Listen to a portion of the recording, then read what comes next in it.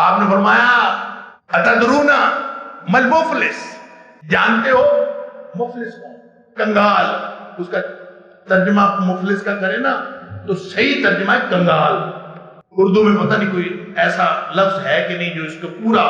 اس کا ابلاغ کرے۔ کنگال، اس کا کنگال کس کو کہتے ہیں؟ وہ کہتے ہیں جو ہم کنگال اس کو کہتے ہیں جس کے پاس درہم و دینار ہو، آنا ٹکا کسی کے پاس نہ ہو تو کنگال ہی ہے۔ نبی پاک صلی اللہ علیہ وسلم فرمایا نہیں، میری امت کا کنگال یہ نہیں ہے، میری امت کا مفلس وہ ہے جو قیامت والے دن آئے گا، اس کے پاس نمازیں بھی ہوگی، اس کے پاس حج بھی ہوگا، اس کے پاس روزے بھی ہوں گے، اس کے پاس صدقہ خیرات بھی، سب کچھ ساری نیکیاں لے کے آئے گا، لیکن حال یہ ہوگا کہ کسی کو مارا ہوگا، کسی کو گالی دی ہوگی، کسی کا حق کھایا ہوگا، اللہ، کسی کا خون بہایا ہوگا،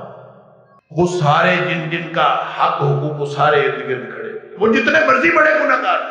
حق تو حق ہے، وہ لینے کے لیے ارد گرد کھڑے ہوئے۔ تو اللہ تعالیٰ فرمائے گا کہ ایسے کرو کہ جس جس کا حق تھا نا، اس کی نیکیاں ان میں تقسیم کر دی، اس کی نیکیاں تقسیم ہونی شروع ہو جائیں، اور نیکیاں تقسیم ہوتے ہوتے ہوتے ہوتے نیکیاں ختم ہو گئیں، اور وہ جو حق تھے وہ ابھی باقی ہیں، وہ باقی ہیں اور